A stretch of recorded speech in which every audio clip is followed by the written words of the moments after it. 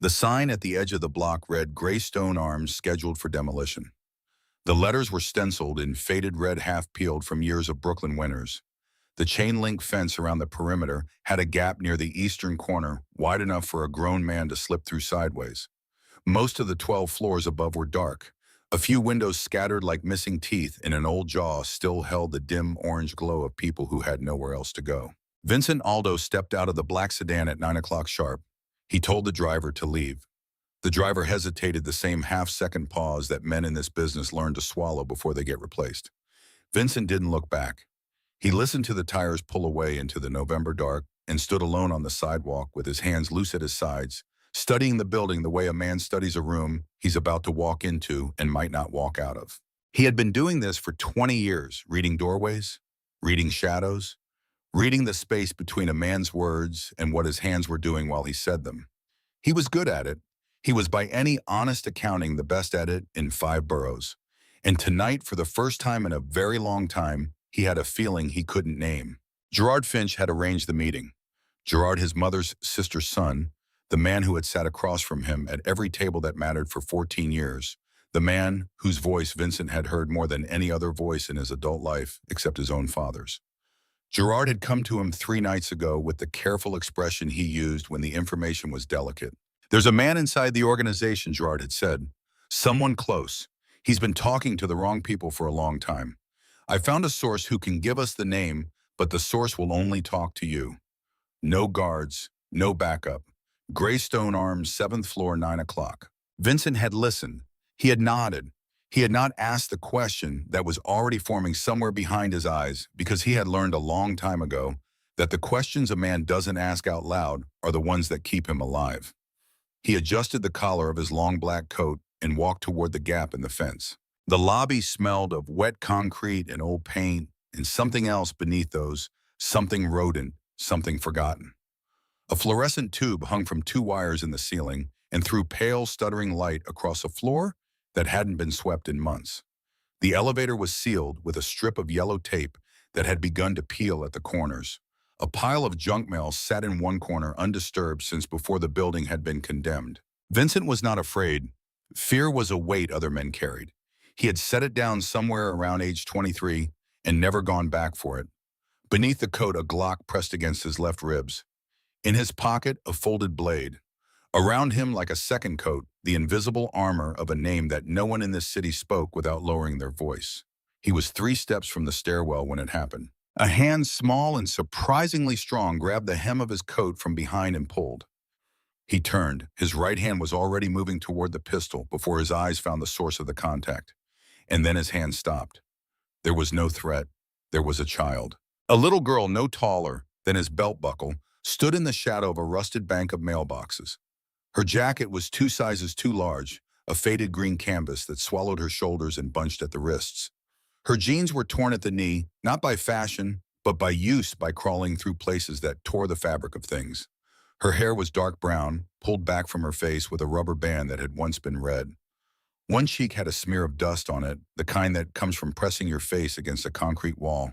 Her eyes were gray, wide open, unblinking. They were not the eyes of a child who had wandered into the wrong lobby by accident. They were the eyes of someone who had been waiting for him. She put one finger to her lips. Then she spoke, and her voice was barely louder than the sound of the building settling around them. Low, deliberate, each word placed with the care of someone who understood that the wrong volume could cost a life. "Stay quiet. Don't let them see you." Vincent stared at her. He almost said something, almost reached down and removed her fingers from his coat, the way a man removes a small obstacle from his path. She spoke again, faster now and lower. "There are 4 men on the 7th floor, 2 by the stairwell door, 2 inside the apartment at the end of the hall. They have been up there since 8 o'clock. They are waiting for you." The lobby went very still around Vincent Aldo. He had been in this business since he was 19 years old. He had built the organization his father had started into something that reached into every corner of this city. He knew the names of judges and senators and police commissioners, and they knew his, though none of them would say so in daylight. Nobody knew about tonight, not his driver, not his soldiers, not the 2 people he trusted more than anyone else alive. Nobody knew about Greystone Arms in the 7th floor, and 9 o'clock except Gerard Finch, because Gerard Finch had arranged every detail himself standing in Vincent's own kitchen, speaking in the careful voice he used when things were delicate. And yet this child, this dirt-faced 8-year-old stranger in a coat that didn't fit her, knew the floor number, knew the head count, knew the hour they had been waiting. Vincent looked down at her again. He looked past the torn jeans and the rubber band and the smear of dust on her cheek, and he looked at her eyes, and what he saw there was not the thing he expected. She was not scared of the 4 men upstairs. She was scared of how long it was taking him to believe her. "Please," she whispered. Vincent Aldo, who had not let a stranger lead him anywhere in his entire adult life, took one slow step back from the stairwell and followed the little girl into the dark. She moved before he did. The girl slipped along the lobby wall with her shoulder brushing the old paint, and she moved in a way that Vincent recognized immediately, because he had spent his adult life around people who moved through dangerous spaces with their weight on the outside edge of each foot, with their body turned at the angle that offered the smallest profile to a watching eye. He had trained soldiers to move like that. She had learned it herself. His leather soles sounded like gunshots against the tile. He adjusted his weight the way he had been taught 20 years ago, rolling each step from heel to outer edge, and even then she was quieter than he was. At the corner of the hallway, she stopped and pointed upward, not at anything visible, just up. He followed the angle of her gaze. A smoke detector round white, the kind fixed to the ceiling of every public building in the city. He would have walked beneath it 1,000 times without a second thought. But she tilted her chin until he looked more carefully, and he saw it, a pinhole lens in the white plastic housing the kind a man pays a significant amount of money for when he wants to watch without being seen. He nodded. She slid beneath it flat against the wall. He bent at the knees and followed his back, scraping old paint. The next camera was hidden inside an electrical outlet at ankle height. She stepped over it without breaking stride. The one after that was tucked into the frame of a fire extinguisher cabinet near the end of the hall. She knew exactly where it was before she reached it. She moved through that hallway the way a deer moves through a forest it was born in. This is not a child exploring a building, Vincent thought. This is a child who has been surviving one. At the end of the corridor, where a red-lettered sign above a steel door read "Exit sealed by order of the city," she knelt down. Her fingers found the bottom corner of the wall paneling, and she pulled. A rectangle of plywood the size of a large book came loose in her hand. Behind it was a gap just wide enough for a small body or a grown man willing to go to his knees. She went through first. He followed. His shoulders scraped both sides. His coat caught on a bent nail, and he felt the lining tear along a long diagonal. He did not stop to look at the damage. On the other side, darkness, concrete, the smell of rust and mildew. A service stairwell, unlit, the kind that doesn't appear on the blueprints handed to demolition crews. He caught her wrist gently in the dark. "Who are you?" His voice was lower than a whisper. "How do you know any of this?" She did not answer. She lifted her free hand and laid one finger across her lips again. Then she pointed upward through the concrete above them. He closed his eyes and let his hearing do the work. Footsteps, 2 sets, one pacing, one still, and beneath them, muffled but clear enough, a voice he recognized. He should have shown by now. A second voice, impatient, lower. "He's coming." Finch said he always comes when the job smells right. Vincent stopped breathing. He knew the first voice. He had heard it laugh at a birthday party in Carroll Gardens 4 months ago. He had shaken the hand that went with that voice at his father's funeral. He had, on a Tuesday morning, 14 months back, promoted the man who owned that voice to a position of trust he had never given to anyone outside his blood. Garrett. Garrett was upstairs. Garrett was one of the 4 men waiting for him. The girl felt the change in him. She felt the stillness that dropped over him like something settling into place. And she did not wait for him to recover.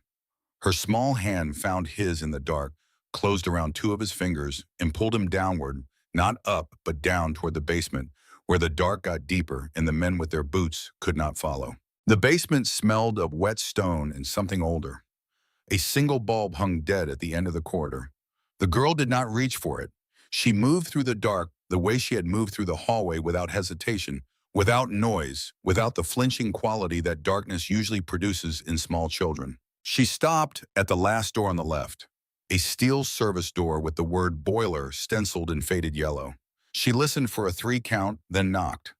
2 taps, a pause, 3 taps. Something stirred behind the door. She pushed it open. Inside was not a boiler room. The furnace had been dragged out long before. The copper pipes had been stripped. What remained was a concrete box the size of a walk-in closet lit by a single battery lantern lying on its side in the corner, throwing yellow light that made every shadow lean. In that light, on a folded blanket against the far wall, sat a boy. He was small, smaller than he should have been for any age Vincent could guess. He had his sister's dark hair and gray eyes, except his eyes were rimmed red from lack of sleep and bright with the particular glow of a fever working its way upward. A wool blanket was pulled up over his ears. His lips had a faint blue cast at the corners. His chest rose and fell too quickly, and each exhale carried a thin, dragging whistle. He saw Vincent. He did not scream. He did not flinch. His fingers only tightened around something small and black in his fist. The girl crossed the room and knelt beside him. She smoothed the hair from his forehead, and then she turned to face Vincent, and her voice changed softer now, the voice of a child rather than a soldier.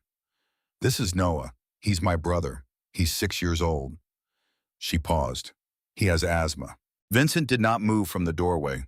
His eyes traveled the room the way they traveled every room, cataloging, measuring, calculating. A plastic grocery bag holding 2 bread heels gone hard at the edges. 3 water bottles, one nearly empty. A crumpled fast food wrapper. On the concrete beside the lantern, an inhaler, orange cap, blue body, the little dose counter showing a single digit. 4 doses, maybe 5. He crouched until he was closer to the boy's eye level. "How long have the 2 of you been hiding down here?" The girl looked at the floor. Her hands came together in her lap and she pressed her own knuckles together until they went white. When she answered, her voice was very quiet. "Ew. 5 days." Vincent closed his eyes for 1 second. 5 days of this air. 5 days of this cold and this damp for a boy whose lungs were already a battle fought every hour. When he opened his eyes, Noah was holding the black thing out toward him. A USB drive, plain cheap, the kind sold in a 3-pack at a pharmacy counter. The boy's hand was shaking hard enough that the drive rattled against his own knuckles, and when he spoke, he had to stop once in the middle to pull a breath. "Dad said," Noah whispered, and stopped, and tried again. "Dad said only give it to the man named Aldo." The air left the room. Vincent had heard his own name said in many ways, in boardrooms and in whispers, in prayers offered on his behalf, and in curses delivered against him. In a courtroom he had never entered, read aloud from a document that named him without ever proving anything. He had heard it spoken by men who were afraid of him, and by men who wanted to be him, and by men who wanted him dead. Nobody outside the inner circle of the organization spoke his full name. Nobody used it in the open. It was the kind of name that lived behind locked doors and sealed envelopes and conversations conducted in the back rooms of restaurants that didn't appear on any map. There was exactly one man beyond those walls who had ever been trusted with it. Robert Hartwell. Not boss, not Mr. Aldo, not the careful professional distance of a man who understood the nature of his employment. Just Aldo the way a man writes a name on a document meant to outlive him. Robert Hartwell had been the organization's accountant. Quiet, precise, soft-spoken, the kind of man who became invisible in a room precisely because he was so clearly not a threat. He had balanced ledgers that no honest auditor would ever see. He had managed numbers that could not be written down in any place where a subpoena might reach them. He had done his work without complaint and without ambition, and without ever once asking for more than he was given. 18 months ago, he had walked out of the organization with a handshake and a modest pension, and the official understanding was that he had decided to spend more time with his family. 3 weeks ago, the newspapers had covered his death. A bathroom, a straight razor, a closed case, the kind of ending that a certain category of story gets when the people in charge of writing the ending want it to be brief. Vincent reached out and took the drive from the boy's hand. His fingers, the fingers that had signed documents authorizing things he did not think about in the daylight, closed around the plastic casing, and they shook once. A single tremor there and gone. He had not felt that in 15 years. It came back now, in a concrete room under a condemned building in Brooklyn, handed to him by a 6-year-old with blue lips and his dead father's instructions memorized like a prayer. Lena reached into the inside pocket of Noah's coat, a pocket that hadn't been there 6 months ago, that her father must have sewn in himself in the weeks before, and she took out something else alongside the drive. A folded piece of paper, small and worn at the edges, soft from being carried close to the body for weeks. She did not unfold it immediately. She held it in both hands for a moment, looking at it in the yellow light, and then something moved through her face. Not grief exactly, but the particular expression of a person receiving something they were not sure they were ready for. She unfolded it. She read it. She did not read it aloud. Whatever her father had written there was not for the room. It was not for Vincent. It was not for Noah, who was already drifting back towards sleep against the wall, with the blanket pulled up to his chin. It was for her. She read it once slowly, and then she folded it again along its original creases, and she pressed it flat against her chest with both hands and held it there for a long moment with her eyes closed. Then she put it in her own pocket, not Noah's coat, her own, and she did not say anything about it, and Vincent did not ask. Some things between a father and a daughter belong entirely to them. He slid the drive into the inner pocket of his coat, the one closest to the gun. Then he lowered himself down onto the concrete floor until he was sitting, not standing, not looming, but sitting with his back against the doorframe, his long legs folded awkwardly in front of him.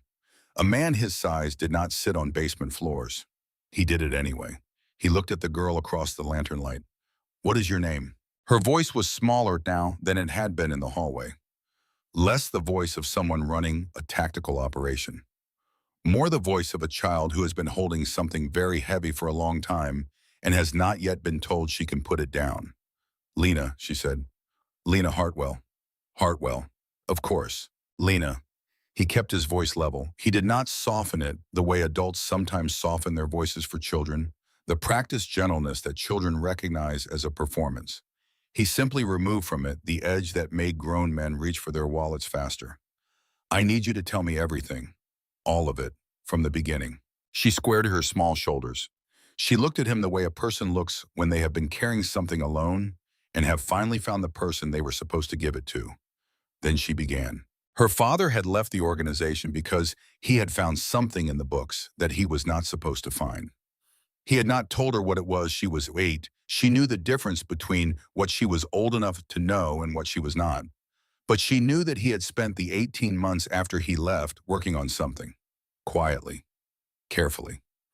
At the kitchen table after she and Noah were asleep, and in the hours before they woke up, and on the weekends when he would drive them to her grandmother's house in Queens and tell them he had errands to run. 3 weeks ago, Amanda had come to their apartment. There had been sounds. She had kept Noah in the bedroom with the door locked the way her father had told her to do if anyone ever came and used a certain tone of voice. The sounds had stopped. She had waited until morning. Her father had left 2 things for her, things he must have placed there at some point before, because the kitchen had been changed in the night. He had left a small written note folded under the spare key. And tucked into the lining of Noah's winter coat in a pocket she had not known existed, he had left the USB drive, and alongside it, the folded paper she had just read. The note under the spare key had said 3 things. The man named Aldo, the building on Degras Street, the long black coat. He comes alone, her father had written.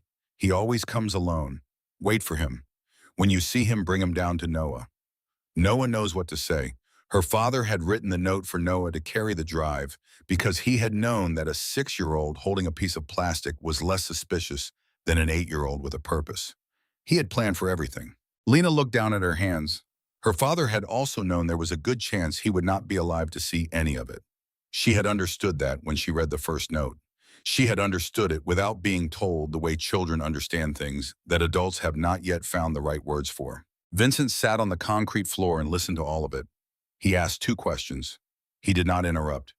When she finished, he reached into the lining of his coat through a slit only his tailor knew about and pulled out a flip phone the color of old coffee. Activated once 2 years ago, never used. 1 number memorized by 1 man alive. 2 rings, this line.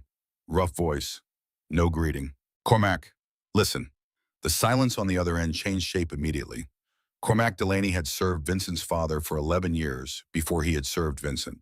30 years inside an organization teaches a man the difference between a boss calling with routine business and a boss calling with the voice he uses when the floor has just shifted. "I'm listening. Nobody is to know I'm alive. Nobody inside the family. Not Gerard, not Garrett, not the driver, not the night desk." "Okay." I need an unmarked vehicle. A safe house not on any list the office has ever seen. I need Sylvia Wren here in under an hour. Bring an albuterol inhaler. Pediatric dose. Don't use our pharmacy contact. You want her brought to you, or you brought to her, brought to me? Greystone Arms, Brooklyn.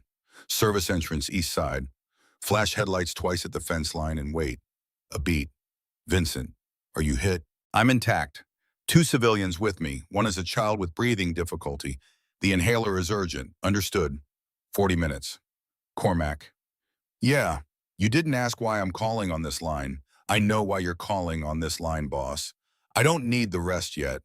The line clicked dead. Vincent folded the phone. He looked at the two children in the yellow lantern light and told them they needed to move, that there was a woman who had lived in this building for 30 years on the fourth floor, and she had warmth and a window that faced away from the street. Lena looked at him for a moment. Then she nodded. Mrs. Allgate, she said. You know her. She brought us food twice. She knew our father. He thought about that, about a man who had planned every detail of this with the care of someone who knew he was working against a deadline he could not see, but could feel approaching. He had chosen this building because Mrs. Allgate was in it. He had known that too. Vincent lifted Noah from the floor. The boy weighed almost nothing, less than the coat Vincent was wearing. That fact did something in the region of his chest that he did not examine. They climbed 4 flights of the service stairwell. Lena led. Vincent came behind with the boy cradled against his shoulder, and he was grateful on every landing that Noah's breath, however labored, was warm against the side of his neck. At the 4th floor, Lena stopped at a door painted the same institutional beige as every door in the building, except this one had a small ceramic angel fixed to the knocker. She knocked with a particular rhythm, long, short, short. A chain rattled. An eye appeared in the crack, faded blue behind thick bifocals. The chain came off. The door opened.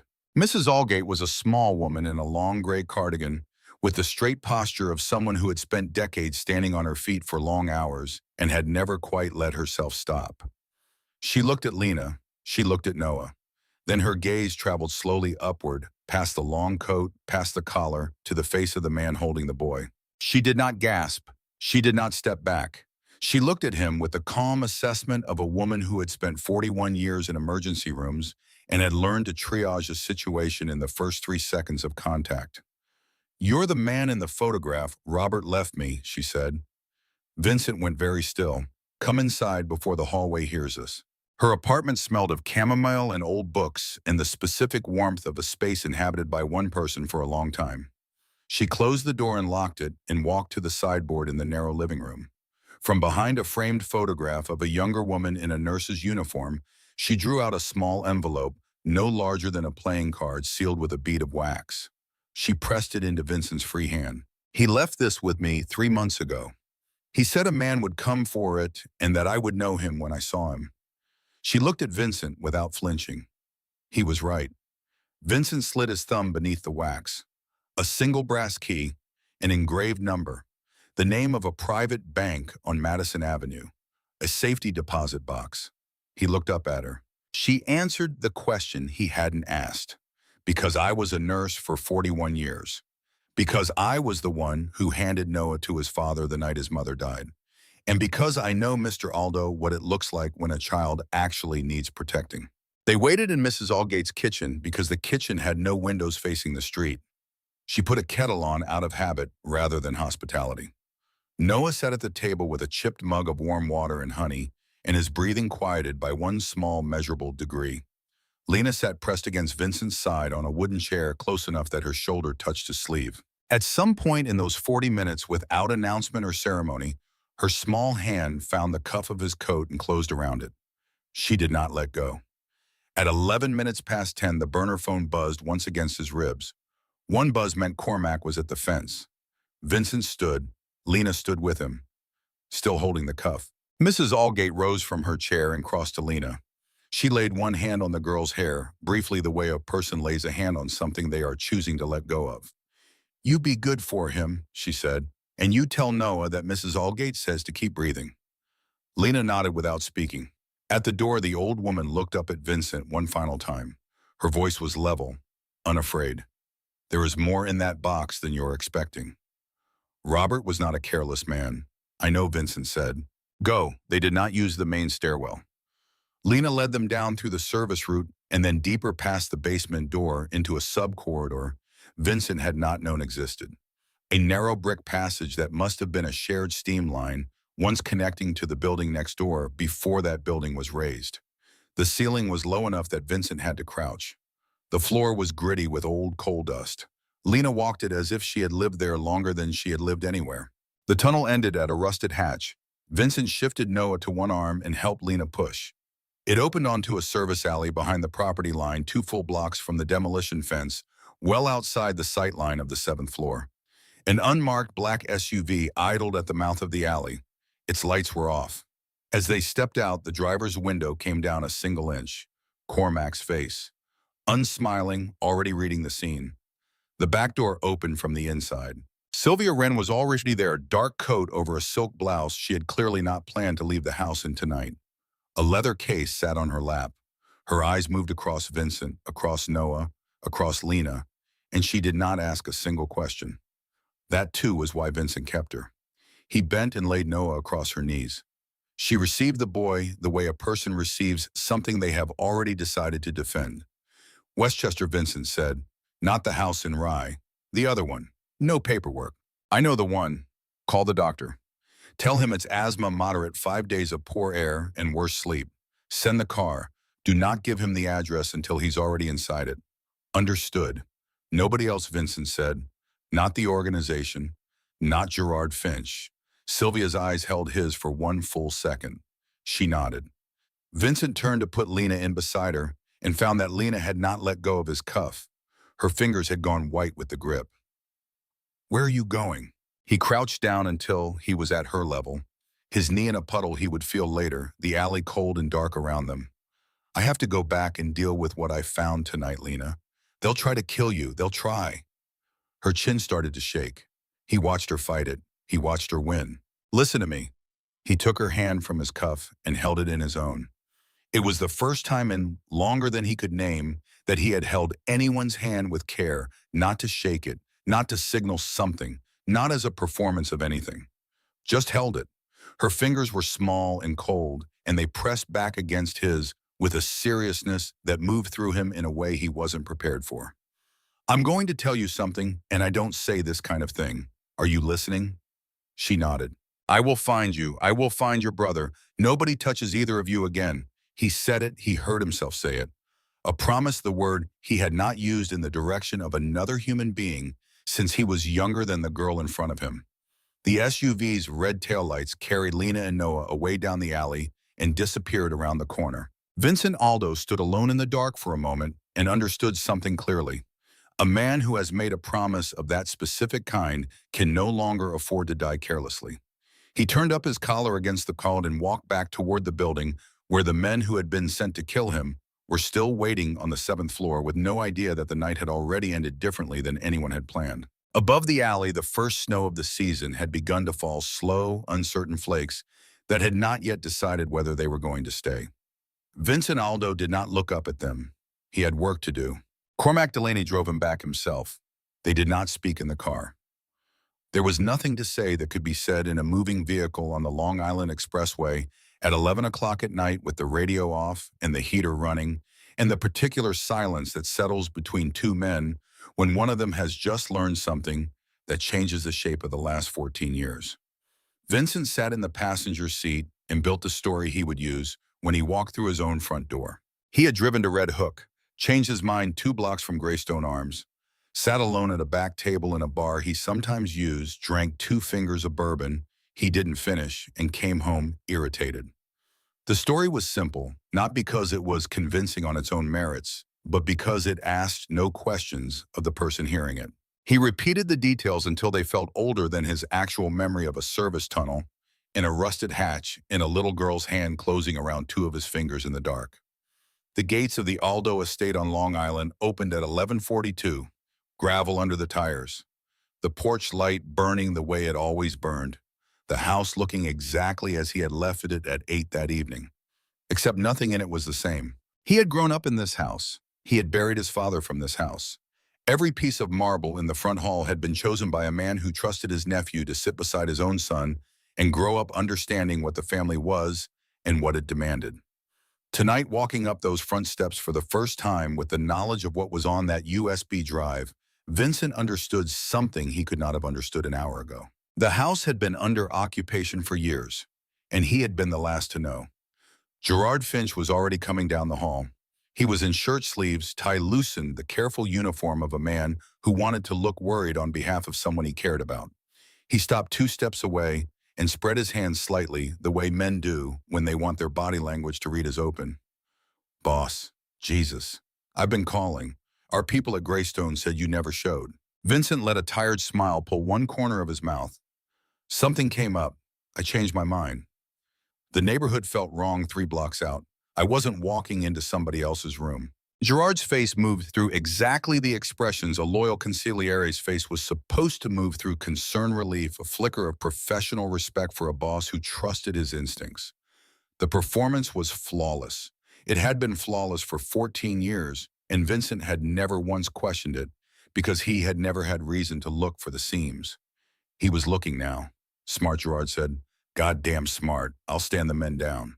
Good. And Gerard, he said it easily, the tone of a man issuing a routine instruction on his way upstairs. I want the name of whoever arranged that informant on my desk by morning. He watched Gerard's eyes for 1 beat longer than was polite. Nothing moved in them. Not a flicker. First thing Gerard said. Vincent walked past him down the corridor, past the portraits of 3 generations of Aldo men hanging along the hallway wall, past the framed black and white photograph of his father at 29. He went into his study and closed the door and stood in the dark with his back against it and did not turn on the lamp. He stood there for a long time, then he went to bed and did not sleep. Rosario sat at the end of a block in Bensonhurst that time had stopped caring about. The sign above the door still read Pasta Fresca since 1962. The windows had been papered over with brown craft paper for 17 years. The lock on the back door responded to exactly 3 keys in the world. Vincent arrived first at 4 in the morning and brewed coffee on the old stovetop mocha that the previous owner had left behind. The kitchen smelled of stale oil and garlic, the ghost of 100,000 Sunday lunches. He had eaten in this room as a boy, sitting on his father's knee, before he was old enough to understand what his father was. He did not think about that now. Cormac came through the back at 4:12. Sylvia at 4:17, a different coat from the one she had been wearing in the alley. Her briefcase was thicker. They sat at one of the 4 tables, still dressed in a checked cloth, and Vincent slid the USB across the wood between them without preamble. She plugged the drive into her laptop and turned the screen so all 3 of them could see. She opened transactions first. The screen filled with rows, dates, amounts, routing codes, account numbers, reaching back across 24 months of organization business. Vincent knew every transaction by memory. He had approved every one of them. But at the end of each row, in a column that had never appeared on any ledger he had ever been shown, there was a second entry. Small at first, 2% off a skim 4 off a shipment, the kind of rounding that disappears when a man isn't looking for it. Then larger, then consistent. Every entry in that second column ran to the same destination, a numbered account. Grand Cayman, no name attached. Sylvia scrolled to the bottom and read the running total. $52 million. $52 million of his own money moved out of his own organization across 24 months under his own nose. Vincent's hand tightened around the edge of the table until the wood pressed into his palm. He made the hand relax. Lena and Noah were somewhere in Westchester watching the dark. He was not going to break a table. She opened traders. 6 names, a column for roll length of service, last known contact. Cormac read the list aloud once, his voice level, and then read it again, and the second time through the color left his face in a way that had nothing to do with the hour. He stopped at the top of the list. He did not say the name there. He did not need to. 14 years, Cormac said finally. His voice had gone below its normal register. 14 years, Vincent. Vincent looked at the screen and said nothing. Sylvia reached into her briefcase and set a second item on the table alongside the laptop. A brass key, small and plain, with a bank name engraved on the grip. Vincent had transferred it to Sylvia's keeping that morning before driving to Rosario's with 2 sentences of instruction. She looked at the name on the engraving, and then she looked at Vincent. I know this institution, she said. Private Vault, Madison Avenue. I can have someone there when they open at 9. What did the old woman say was inside? Vincent picked up the coffee cup and set it down again without drinking. More than I'm expecting, he said. That was what Hartwell told her to tell me. Sylvia nodded once, the nod of a woman filing a fact in a place she will not lose it. She opened the third folder, insurance. This one was different from the others. No spreadsheets, no routing codes, a single audio file labeled with a date from 8 months earlier, and a name. For Vincent Aldo R. Hartwell. Sylvia looked at Vincent. He nodded once. She pressed play. The recording began with the ambient sound of a quiet room, the faint hum of a radiator, the distant noise of a street outside. Then a voice unhurried, the careful diction of a man who had rehearsed what he needed to say until it came out without trembling. Robert Hartwell's voice. If you are hearing this, he said, then I am not here to explain it in person. I want to apologize for that. I am aware of the inconvenience. Cormac made a sound that was not quite a laugh. The recording ran for 11 minutes. Vincent did not move for any of them.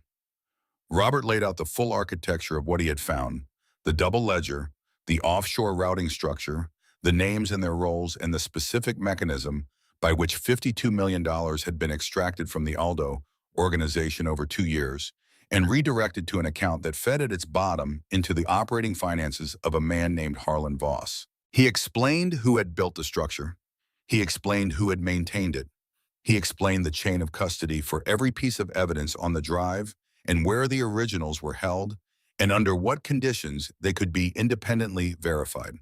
And then, near the end, his voice shifted, not breaking, not softening, but moving into the register of a man who has stopped talking about business and started talking about something that costs him more. I want to explain why I chose my daughter to carry this to you. Cormac looked up from the table. I could have gone to federal authorities directly. I chose not to, for reasons I believe you will understand. I could have found a way to get this to you through other channels. I chose not to do that either because every channel I could identify had been compromised in ways that the drive documents. The only person I could find who was completely outside those channels, who could not be watched, followed, intercepted, or turned, was a child. A pause. Lena is 8 years old. She has been inside your building twice on 2 occasions when I brought her to work with me during school breaks, and she has an attention for detail that I have never been able to fully explain. She remembers the layout of every room she has ever entered. She remembers faces. She remembers the way men move when they are watching something. Another pause, longer this time. I chose her because she is the only person I know who cannot be bought, threatened, or reasoned out of doing what she believes is right. She is 8 years old and she is braver than any man I have ever worked for, including on most days myself. The recording ended. Cormac pressed both hands against his eyes and held them there for a long moment. When he took them down, his eyes were not wet. They were the eyes of a man who has just finished grieving something and moved into the harder business that comes after grief. Your father, he said finally, should have dealt with his brother's ambitions before they became Gerard's inheritance. I told him so 20 years ago. He laughed at me. Vincent set the drive on the table. He was quiet for a moment, and when he spoke, his voice was very even. After the vault, he said, we move on everything else. But I want to know what's in that box first. Sylvia's people reached the Madison Avenue Bank when it opened at 9. They called her at 9:14. She took the call in the front room of Rosario's while Vincent and Cormac sat at the table with their second cups of coffee and waited. She came back to the table and sat down. 2 things inside, she said. First, a complete second copy of every file on the drive, notarized and witnessed by an independent attorney Robert retained privately. Dated 14 months ago. The chain of evidence is airtight. It predates every possible argument that the drive was fabricated or altered. Vincent looked at her. And the second thing, a letter, handwritten, sealed, an address to Lena Hartwell by name, with a note on the outside in Robert's handwriting to be given to her when she is old enough to understand it. The kitchen at Rosario's held its silence. Vincent took the letter. He held it in both hands for a moment. He did not open it. He turned it over once and looked at his name, written in a dead man's handwriting on a piece of paper that had been waiting in a vault for 8 months, and he understood with a clarity that was almost physical the full scope of what Robert Hartwell had built. Not just a legal case, not just a USB drive, a complete architecture of protection evidence that would hold in court a backup that couldn't be suppressed and a letter for a daughter who had done everything her father had asked of her to be delivered when the danger was over and the dust had settled, and she was old enough to understand why he had chosen to trust her above everyone else. He brought it home that evening and put it in the top drawer of the desk she had asked for beneath the coloring books where she would find it when she was ready. Dr. Haynes had come and gone from the Westchester safe house by the time the first light reached the Oaks along the private drive. He had left behind a nebulizer, a prescription written in the block capitals of a man trained on hospital charts, and a quiet assurance to Sylvia delivered by phone that the boy had been pulled back from the edge before anything permanent had reached his lungs. Then he had been driven away without ever knowing the address he had been driven to. Noah slept. He slept the way a body sleeps when it has finally been told the emergency is over. Deeply, his chest rising and falling in a rhythm that no longer had a catch in it. Lena had not slept. She sat in the armchair, pulled to the side of his bed, her knees drawn up, her hand wrapped around his on top of the blanket. She had refused food twice. The third time she had eaten half a piece of toast because the woman Sylvia had sent a careful, capable person named Pauline, had said quietly that Noah would feel better when he woke up if he saw that his sister had eaten. Lena had considered this. Then she had eaten the toast. At 9 in the morning, the sound of a car came up the gravel drive. Lena's head came up immediately. Her free hand went to the small pocket of her jeans where she had nothing to defend herself with, and she knew it, and she did it anyway. The door at the end of the hall opened. Footsteps she recognized. Vincent stepped into the doorway. He had changed his clothes. The long black coat was gone. In its place, a dark gray sweater and a wool jacket. He was carrying a small navy backpack. He lowered himself to one knee beside Noah's bed and set the backpack on the blanket. He opened it slowly, a box of 12 crayons still sealed. A coloring book with dinosaurs on the cover. A small stuffed rabbit with long ears, and a carefully stitched patch on one foot chosen because it looked already loved rather than new.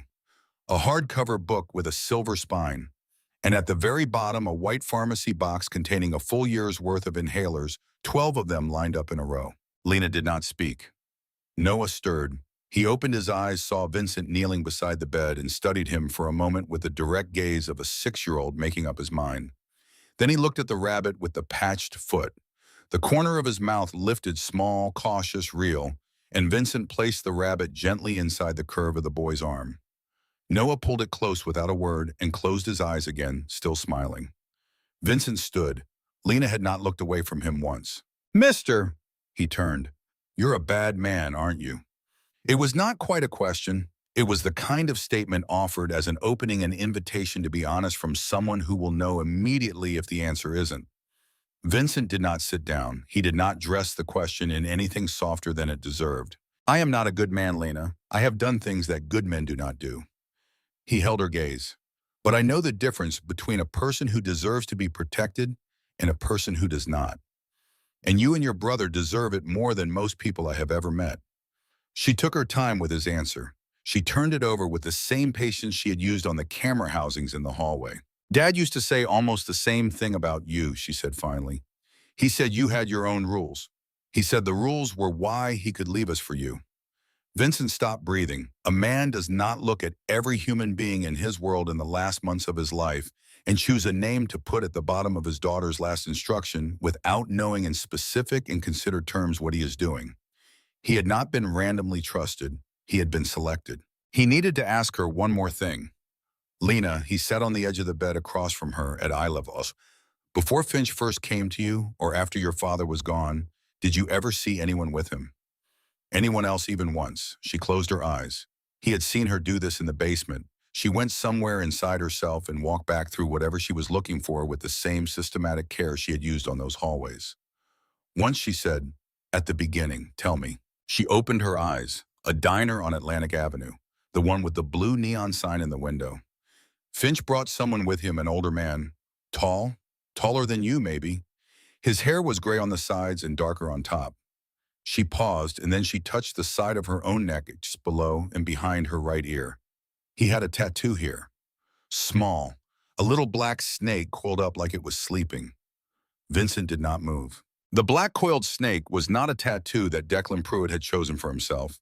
It was a tattoo that Harlan Voss had placed on every man he personally elevated to the rank of captain. The same location, the same design, the same ink going back to 1986. It was the closest thing Harlan Voss had to a family seal. Declan Pruitt, Voss's right hand, the man who managed personally every piece of Voss's business that required both complete discretion and absolute loyalty at the same time. The man who had sat across a diner table from Gerard Finch and passed an envelope and had been seen doing it by a child who had been sitting in the booth across the aisle watching everything the way her father had taught her to watch. This was not a deal Gerard had arranged on his own.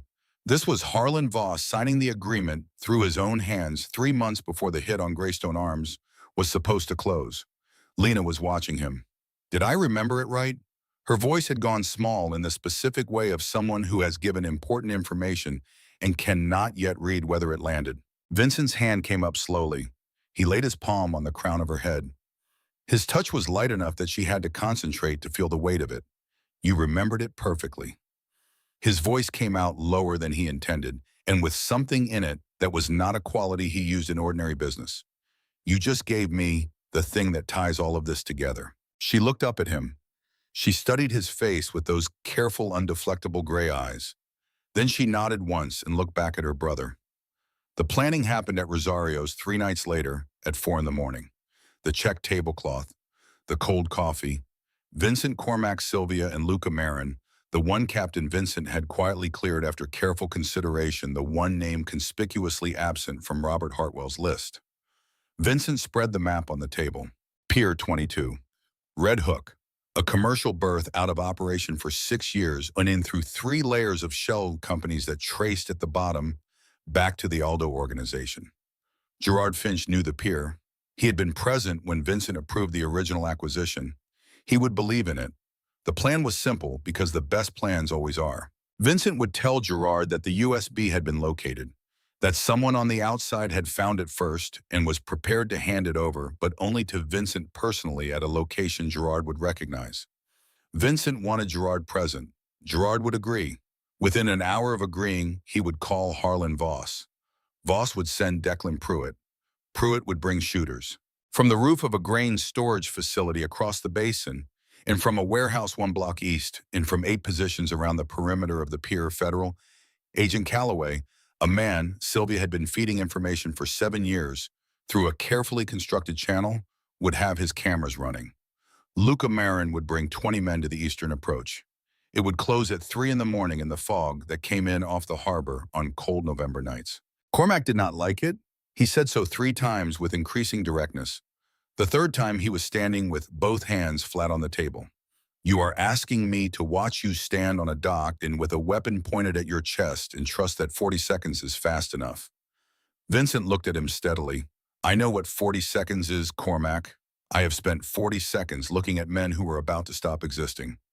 I know exactly what can happen in 40 seconds. Then you know what I am telling you, I know. And I'm telling you we do it anyway. Because if we take Gerard alone, Voss walks home to New Jersey and waits 6 months and finds the next Gerard. And one of these days, the next Gerard is someone I haven't already learned to read. The table was quiet. This ends both of them, Vincent said, on the same night, with video and audio and federal documentation that no lawyer on earth can disassemble. That is what Robert Hartwell built that drive to create. And that is what his daughter spent 5 days in a condemned building to deliver. He looked at the map for a moment. Then he looked up. We owe them the whole job. The night it happened, before he drove south toward the city, Vincent went to Katona. He had not told anyone he was going. The burner phone stayed dark. The dashboard clock read 11:20. When he turned off the main road and the first light snow of the year had begun drifting through the headlights in slow, undecided flakes. Pauline met him at the door and stepped aside without speaking. Lena's room, the light on the nightstand burning. She was sitting in the window seat with her knees to her chest, looking out at the snow. The coloring book was closed on the floor. The stuffed rabbit with the patched foot was tucked under her arm. She heard him before she saw him. She did not turn. It's snowing, she said. I see that.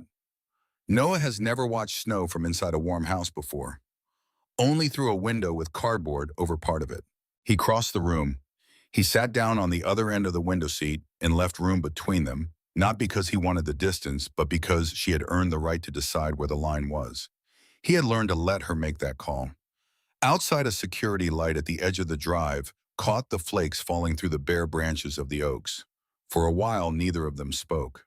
The snow fell. Somewhere deep in the house, the furnace clicked on. "You're going somewhere tonight," Lena said.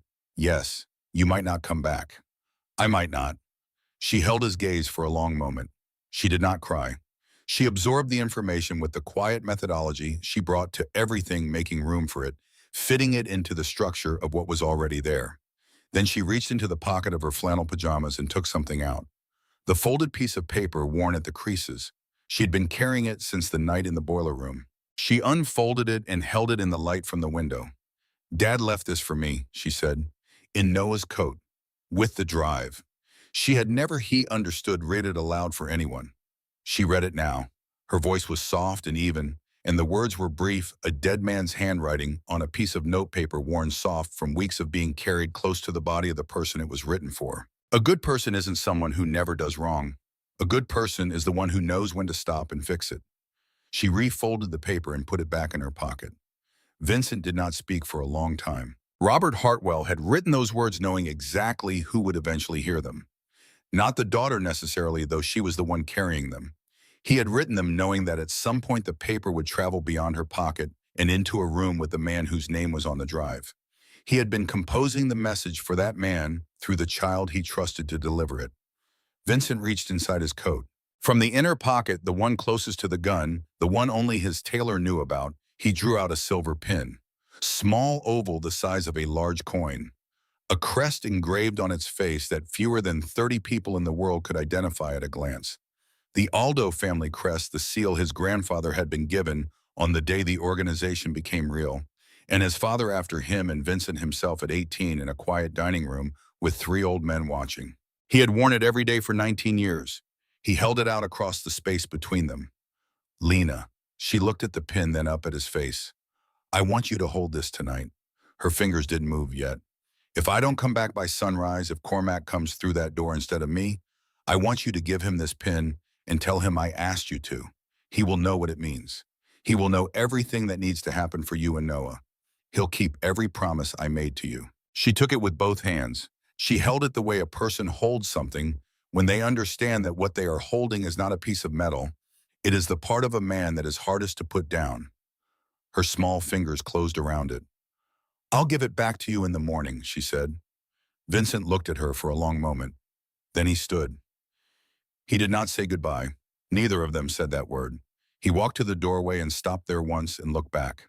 A little girl on a window seat, a patched rabbit under her arm, a silver crest in her closed fist. The snow still falling soft and white behind her. Then he went. The fog came in off the harbor at around 1 in the morning and did not stop. It moved across the basin in slow, deliberate rolls, swallowing the sodium lights along the Red Hook bulkhead one by one until they were nothing but smeared orange halos floating in gray air. The water below Pier 22 slapped quietly against the old pilings, an uneven rhythm, patient and indifferent. Vincent Aldo walked out along the concrete at 2:53. He wore the long, black coat again. He had put it on deliberately. Gerard Finch had seen this coat 1,000 times across 14 years of tables and rooms and conversations. The coat was part of the language they shared. Tonight, for the last time, Vincent was going to speak it. Beneath the coat, pressed flat against his sternum, a strip of matte polymer, no thicker than a playing card, ran the length of his rib cage. Agent Calloway's people had installed it in the back of an unmarked van in a service alley off Van Brunt Street at midnight. It recorded on 4 channels simultaneously and transmitted on a 5th, and did not register on any scanning equipment that Harlan Voss's organization was known to carry. He stopped at the center of the pier. His hands hung loose at his sides. His breath was visible in the cold slow. Even the breath of a man who has found the stillness that lives on the other side of fear, where everything becomes very clear, and the only thing that matters is the next 30 seconds. He waited. At 2:57 car doors. 2, then a third closing with the careful quiet of people who do not want to announce themselves.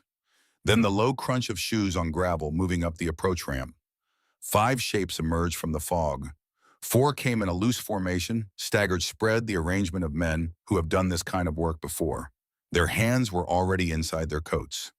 The 5th came out in front. Gerard Finch walked point. He was smiling before Vincent could see his face clearly through the fog. A full open smile, the smile of a man who has been keeping a particular expression locked away for a very long time and has finally been given permission to let it out. It changed his face completely.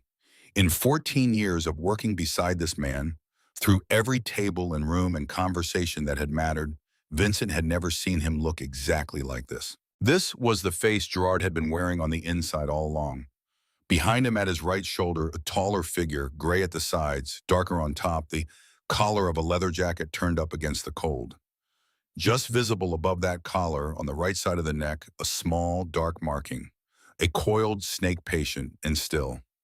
Declan Pruitt. Two shooters flanked him. Two more trailed, already positioned. Gerard stopped 5 paces short of Vincent. He looked at him for a moment without speaking, savoring the geometry of it, defying the water, the pier, the arrangement of a man standing alone in the dark with nowhere to go. Then he spoke, and his voice was soft, almost gentle. 15 years, Vincent. I was standing right beside you the whole time. Vincent looked at him steadily. You were standing beside my father's portrait every morning you walked past it, he said. Every single morning for 14 years, you never once slowed down. Something moved across Gerard's face, not hurt, not regret, something harder than both. The expression of a man who has been waiting for the other man to understand and finds now that the moment has arrived, that being understood does not feel the way he thought it would. He should have chosen my father, Gerard said. This should have been ours. Your father handed the chair over long before my grandfather made the choice official. Vincent's voice was level. You've been punishing me for a decision that was made before either of us was old enough to understand what it meant. The smile left Gerard's face. He reached inside his jacket and drew the gun. He brought it up slowly because he had been rehearsing this moment for 26 years and was not going to spend it in a hurry. Vincent looked at the barrel. He looked past it at the man holding it. He checked his watch. 2:59, 41 seconds. I want you to know something, he said. His voice was very quiet. I offered you a way out of this. You chose not to take it. Gerard's thumb moved to the hammer. And then Declan Pruitt spoke. His voice was unhurried and completely without drama, the voice of a man conducting a business transaction that has taken a minor procedural turn. Lower it, Gerard. Gerard's arm did not move. Pruitt took one step forward. Lower the weapon. Mr. Voss wants him alive. There is information in his head that Mr. Voss requires before this closes. Those are the instructions. You don't change instructions. The fog moved around them. Gerard turned his head just slightly toward Pruitt, and in that fraction of a turn and the small recalibration that crossed his face as the meaning of what he was hearing reached him, the specific look of a man who has just understood that the game he believed he was playing was a different game than the one actually in progress. Vincent saw it. Gerard Finch had believed across all of these months in all of this careful architecture that he was the one holding the blueprint, that Harlan Voss was his instrument, that the chair he had been promised was already waiting. He had not understood until this exact second on this exact pier that Harlan Voss did not deal in partners. He dealt in tools, and a tool that had finished its function was not promoted. It was set aside. Voss had sold him before the night was over. Gerard looked at Pruitt for one long, terrible moment. The full shape of it moved across his face the way a building settles into its foundation crack when the weight finally becomes too much. Then he swung the gun back toward Vincent. I'm going to kill him anyway, he said. His voice shook for the first time, and that was when the fog lit up. 8 pairs of headlights came on simultaneously from 8 different positions, from behind the parked vehicles at the pier entrance, from the rooftop of the grain storage facility, across the basin from the eastern warehouse ramp, from the northern bulkhead. High beams and spotlights turning the fog into a wall of white light that swallowed everything beyond arm's reach and reduced the pier to a small, brilliantly illuminated stage. From the eastern warehouse ramp, Cormac Delaney stepped out of the lead vehicle with 20 of Vincent's soldiers at his back, their weapons drawn with the precision of men who have been told exactly what they are here to protect. From the northern bulkhead, Sylvia Wren walked forward alone, a handheld camera running in one hand, a sealed evidence folder under her opposite arm, moving with the measured calm of a woman who has been waiting for this particular document to be delivered to this particular federal agent for longer than she cares to count. And from behind the southern line of vehicles through a loudspeaker, a voice that Vincent had only ever heard on an encrypted phone line came into the open air. Federal agents, Weapons down, hands where we can see them. Now, Agent Calloway. The four shooters Pruitt had brought made their decision in the same fraction of a second and made it wrong. All four drew. None of them aimed at the uniforms. They aimed at Vincent Aldo. The first shot passed close enough that he felt the displaced air against his cheek. It struck the concrete behind him and sent up a small spray of dust and chips. He did not move. A rifle cracked from the silo rooftop, and the shooter who had fired sat down hard on the concrete and did not get up. The second shooter got one round off before two of Cormac's men reached him from the eastern ramp. The round went into the water 20 feet to Vincent's right. The third turned toward the incoming vehicles and had enough sense in the last second available to him to put his weapon on the ground. The fourth tried to run back toward the fog and made 6 steps before Calloway's people closed the gap. Declan Pruitt did not fire. He turned and ran along the pier itself, heading for the far end with the long, efficient stride of a man who has extracted himself from worse situations. He made 11 paces before the rifle on the silo rooftop found his right thigh and put him down on the cold concrete in a controlled, deliberate way that left him alive and stationary and no longer making decisions. 2 agents were on him in 4 seconds, boot on his shoulder, weapon kicked away, hands cuffed behind his back. And then there was Gerard. Gerard Finch had not moved during any of it. He stood exactly where he had been standing. When the lights came on, his gun, still raised, still pointed at Vincent's chest, and his face had gone the color of wet concrete. The smile was gone completely. What was left was something rawer and older, the face of the boy at the christening, the boy who had been told in front of the priest and the uncles and God that what should have been his was being given to someone else. "You set me up." His voice shook so badly the words came apart at the edges. "You brought them here. You brought all of them here." Vincent did not step back. He did not step forward. He stood where he had been standing for the last 4 minutes, with his hands loose at his sides and his breath even in the cold air. "No," he said. His voice was very quiet. "I didn't set you up, Gerard. You set yourself up. The night you took money from Harlan Voss. The morning you walked past my father's portrait and kept walking. The day you put a child on a street corner to count my coffee cups for an envelope. Every one of those was you. I only arranged the room where you would finally do it in front of a camera. I am going to kill you," Gerard said. His voice had collapsed into something barely above a whisper. "I am going to kill you, and it will have been worth all of it. I know," Vincent said. Gerard's finger tightened on the trigger. The shot that came next was not his. It came from 40 feet to Vincent's left. From the position Cormac Delaney had held since the lights came on, patient stationary, both hands on his weapon, waiting for the precise moment. A single round fired at exactly the right height and angle struck Gerard Finch in his right shoulder and spun him backward. The gun left his hand and went up into the fog and came down on the concrete 6 feet away. Gerard followed it down. He hit the pier on his side, and the sound he made was not a scream. It was the low, involuntary sound of a body registering damage while the mind is still catching up a sound that carries in it the specific quality of an ending. Cormac walked forward with his weapon still raised. He did not lower it until 2 federal agents had Gerard face down on the concrete with his hands cuffed behind him. Then he lowered his arm and stood there looking at the man who had been in another version of the same life someone he had watched grow up. He looked at Vincent across the pier. Neither of them said anything.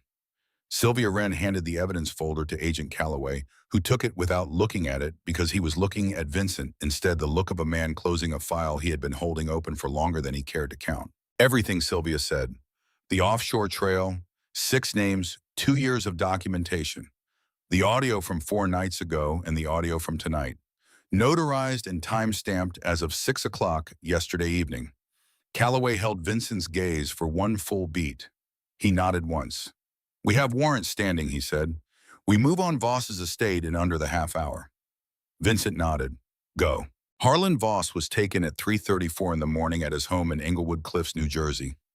He was sitting at his kitchen table in a bathrobe, working through a plate of leftover food from the refrigerator with the calm appetite of a man who has trained himself never to lose sleep over consequences he has delegated to others. He looked up when the 2 agents appeared in his kitchen doorway. He set his fork down. He looked at the warrants. He looked at the agents' faces. He did not stand up and he did not resist, and he did not say the things that guilty men in his position usually say.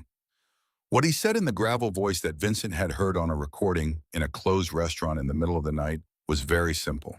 Took you long enough.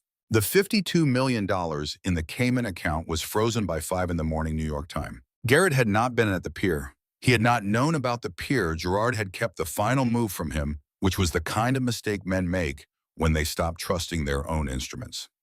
Cormac's people found him at his apartment in Bay Ridge at 4:30 in the morning, 40 minutes after the last federal van left Pier 22.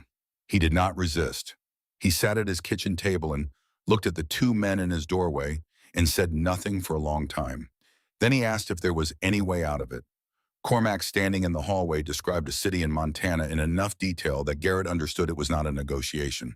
He was on a flight by noon. Cormac drove Vincent off the pier in the same vehicle that had taken two children out of a Brooklyn alley 10 days earlier. They did not speak. The fog was beginning to thin as they reached the highway, the first gray light starting to dilute the dark at the eastern edge of the sky. Vincent sat in the passenger seat and watched the highway and felt the specific weight of a man who has just won something and finds that winning it does not produce what he expected. He had expected the flat, functional silence that follows the completion of a difficult job. He had felt it before after other nights, other closed accounts. What he felt instead was heavier than that. Because somewhere in Westchester County, at the end of a private gravel drive, a little girl was sitting in a window seat in the dark, holding a silver crest in her closed fist, and she had been sitting there since 11 o'clock the previous night, and she was 8 years old, and she had done everything her father had asked of her, and then more, and she was waiting for a sunrise that had not been guaranteed. The weight pressing down on him was not victory. It was understanding the full, clear, irreversible understanding of what had been placed in his hands, along with a USB drive, in a concrete room under a condemned building, and what he had promised to do with it, and what that promise was going to require of him for the rest of his life. The drive to Katona took 47 minutes. The snow lay along the edges of the private road in thin, uneven lines, and the bare oaks above the driveway were still and dark against the pale sky. Pauline met him at the door before he reached it. She looked at his face and stepped aside without speaking. He went down the hall. The door to Lena's room stood open. The lamp on the nightstand was burning. It had been burning all night. He understood the way a light is left on when someone is expected and the house is keeping watch. Lena was sitting in the center of the bed, cross-legged in the same clothes she had been wearing when he left her on the window seat. She had not slept. Her eyes were rimmed red in a way that went deeper than crying, the redness of eyes that have been open for a very long time in the dark, holding something. The silver crest lay in the center of her open palm. Her fingers were curled loosely around it. She had been holding it exactly like that. He could see for hours, not gripping it, not putting it away, just holding it the way you hold something when you are not ready to either keep it or give it back. She had not heard him in the doorway. She was looking at the pin. He said her name, just once, very quietly. Lena. She lifted her head. For one long second, her face did not change. She looked at him with the careful, searching expression of someone who has been hoping for a specific thing and is not yet willing to believe they are seeing it, who needs to confirm it piece by piece before they allow themselves to accept it as real. She looked at his hands, at his coat, at the specific way he was standing in the doorway, at his face. Real. All of it real. And then her mouth came apart, and the sound that came out of her was not a scream and not a sob. It was the sound a held breath makes when it finally, after a very long time, gives up the effort of being held. Something that had been compressed for days and weeks released all at once, and she cried the way children cry when they have been strong for too long and have finally been given permission to stop. In the time Vincent had known her 10 days, though, they felt like something longer. He had seen her move through a building laced with hidden cameras without making a sound. He had seen her keep her brother calm in a basement with 4 doses of medicine and the end of the bread. He had seen her hold a kitchen knife in a dark stairwell with her arms shaking and not put it down. He had seen her absorb the information that he might not come back by sunrise and pack it quietly into herself without asking to be held. She had not cried once. She cried now because he had come back. Vincent crossed the room in 3 strides and went to his knees beside the bed. Not slowly, not with the careful dignity of a man managing his image. Just down the way, a man goes down when he has been told that something he was carrying is allowed to come off his shoulders. He opened his arms, and she came into them before they were fully open, her weight hitting his chest with the full force of 10 days of restraint, finally released her arms going around his neck, her face pressing into the hollow beneath his jaw. The silver crest was still in her hand. He could feel the edge of it pressing against his collarbone, small and certain and cold. He closed his arms around her. He heard it before he saw it, the soft uneven patter of bare feet on the hallway floor, moving quickly in the particular rhythm of a 6-year-old who has just woken up and understood something important. Noah appeared in the doorway in pajamas 2 sizes too large, his hair pressed flat on one side from the pillow, his eyes adjusting to the light. He looked at the picture in front of him, his sister in the arms of the man in the black coat, both of them on the floor beside the bed, and he did not hesitate. He crossed the room and climbed in without asking the way a small creature climbs toward the only warmth available on a cold morning, and his thin arms reached as far around as they would go. Vincent felt the boy's weight settle against his other side. He had not cried at his father's funeral. He had stood at the graveside in the November cold, with his face still because the men around him expected stillness, and he had given it to them. He had not cried at his mother's 8 years later for the same reason. He cried now silently at first, and then not silently. His shoulders moved once and then would not stop, and the 2 children only held tighter, and he let it come because he had been carrying it for 20 years, and it was time, and these were the only 2 people in the world who would not use it against him. When it was over, he pressed his mouth against the top of Lena's head and set it into her hair against the cool metal of the silver crest pressed between them. I came back, like I promised. She pulled back just enough to look at him. Her face was wet and her eyes were completely clear.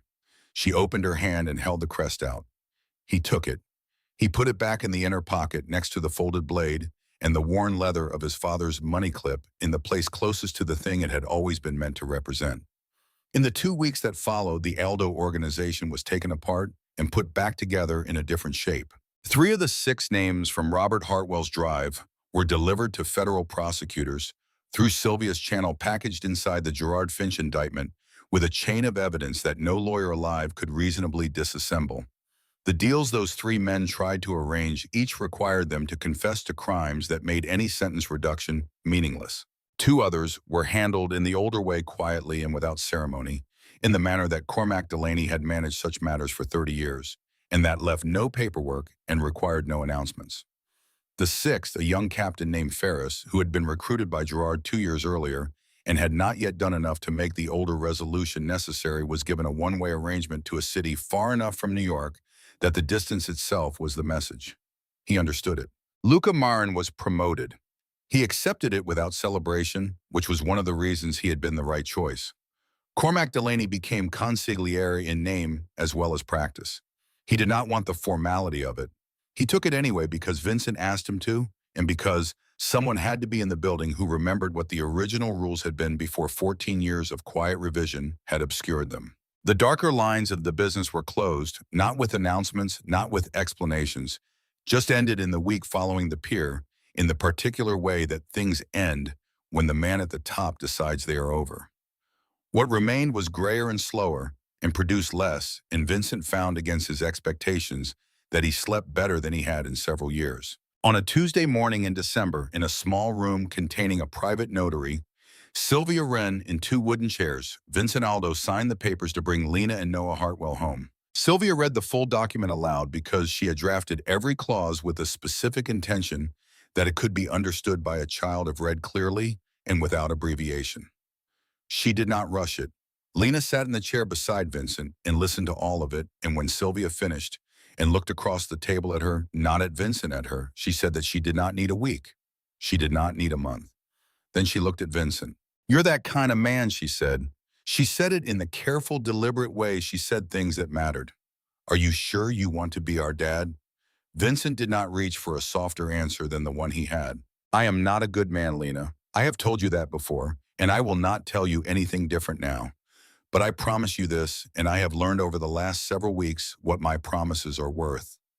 I will protect you and Noah with everything I have, and I will try to be better every day I am alive, because you two are here." She looked at him for a long time. She did the thing she did when something important was being examined, the still complete attention that missed nothing. Then she nodded. It was Noah who spoke next. He had come into the room without anyone noticing, in the way that 6-year-olds occupy spaces before the adults in those spaces have finished deciding whether to include them. He was standing beside Vincent's chair in his socks, and his fingers had found two of Vincent's and were holding them with the grip of a child who has made up his mind about something. He looked up. "Can you teach me to read?" His voice was careful with the importance of the question. "Dad said he was going to. He said on my birthday, but he didn't get to." Vincent's jaw worked. The tall man who had stood on a fog-covered pier and negotiated the terms of his own potential death looked down at a 6-year-old in socks and Christmas print pajamas, and the inside of his eyes burned so badly that he had to blink twice before he could speak. "Yes," he said, "I will teach you." $10 million of the recovered offshore funds were structured through Sylvia's work in a private foundation charter into an endowment. The office opened in February, 2 floors, in a building 2 blocks from where Greystone Arms had stood before the demolition crews reached it in March. The name on the glass in plain black letters read, "The Hartwell Foundation, a home for children of Brooklyn." Robert Hartwell had not been a careless man.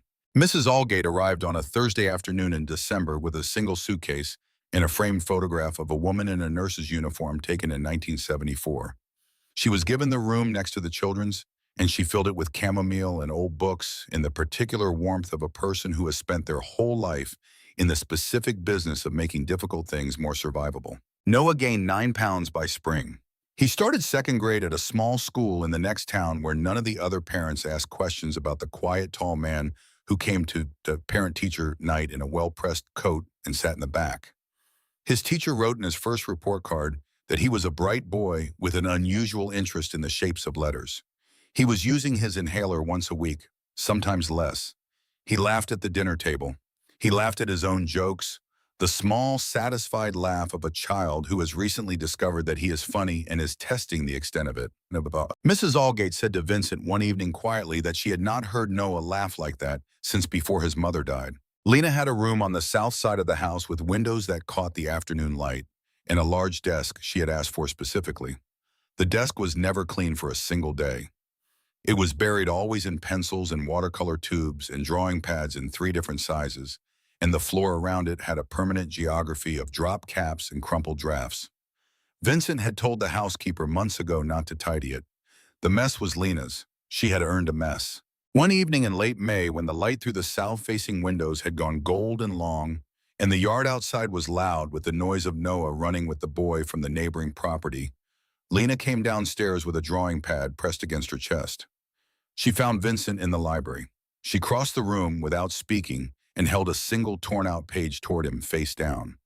She stepped back to the other side of the room and sat on the arm of a chair and watched him. He turned it over. A building, 12 floors, rendered in careful, precise charcoal, the lines of the facade, the papered windows, the gap in the chain-link fence at the eastern corner, the broken lobby doors, and inside the angle of a hallway, the small rectangle of a wall panel pulled away from its frame, a tunnel running low and narrow beneath the block.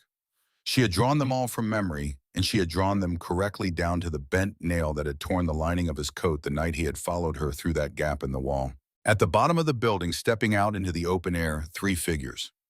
A tall man in a long coat, his face turned forward. A small boy with his hand inside the man's. A girl on the man's other side. Not one of them looking back. Vincent held the drawing for a long time. He turned it once in his hands, looking at each line. Then he set it flat on the desk and looked at it from above. He thought about the first night, the lobby, the fluorescent tube hanging from 2 wires, the shadow of the mailbox bank, a small hand closing around the hem of his coat. He thought about a concrete floor and a lantern on its side, and a boy with blue lips holding a USB drive in a shaking hand. He thought about a woman in a long gray cardigan who had said, "I know," when a child actually needs protecting, and had meant it in a way that made every other thing said in that building that night seem very small. He thought about everything a dead man had built in 18 months of quiet work at a kitchen table after his children were asleep, and the specific trust that had been placed with great deliberateness in the hands of a person who weighed 60 pounds and had never told a lie. He took the drawing to his private office. On the wall behind his desk, 3 generations of Aldo men hung in their black frames. His grandfather at 40, his father at 29, himself at 30, in a photograph he had never particularly liked, but which had been chosen by people who felt it was important. Beside them, the wall had always had an empty space. He had never filled it, and he had never known why, and people had occasionally asked about it, and he had never had an answer. He had one now. He hung Lena's drawing there, the charcoal building, the 3 figures stepping out into the open air, nobody looking back at where they had come from. It fit the space exactly as if it had been made for it, which he understood it had. On a warm evening in late May, Vincent sat on the front steps of the estate with a cup of coffee that had gone cold in his hand. The light was long and golden across the lawn, and the oaks along the edge of the property were fully leafed and moving slowly in a wind coming in off the sound. Noah was in the yard with the neighbor's boy, chasing a ball across the grass with the full-body commitment of a child who has recently discovered that his lungs are capable of running and not stopping. His laugh carried across the lawn in clean, uncomplicated bursts. Lena sat beside Vincent on the step, close enough that her shoulder touched his sleeve. They watched Noah for a while. Then she said it without turning her head in the quiet voice she used when something had been sitting with her for a long time and was finally ready to be said. Dad. He did not move. He did not react as if it were remarkable because she did not need it to be remarkable. She needed it to be ordinary, the easiest, most unremarkable thing in the world. He waited. Why did you listen to me that night? She was still watching Noah. You didn't know me. I was just a kid in a lobby. You could have walked right past. He thought about it carefully. He gave it the same quality of attention she gave to things that deserved it, the full, unhurried kind.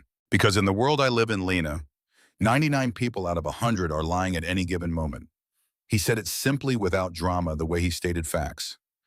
You learn to hear it. After a while, you stop expecting anything different. And that night in that lobby, you were the only person who spoke to me who was telling the truth. I could hear it in the first 4 words out of your mouth. She was quiet for a moment. He continued. Your father knew that about you too. That was why he chose you. Not because you were available, not because you were there, because you were the only person he trusted completely. He looked at every human being he knew at the end, and you were the name he put at the bottom of the list, the last one, the most important one, the one he knew would not fail. She turned her head and looked at him. Her gray eyes were clear and direct and very steady. He was right about you, she said. It was not a compliment in the way compliments are usually offered lightly, warmly as a gift.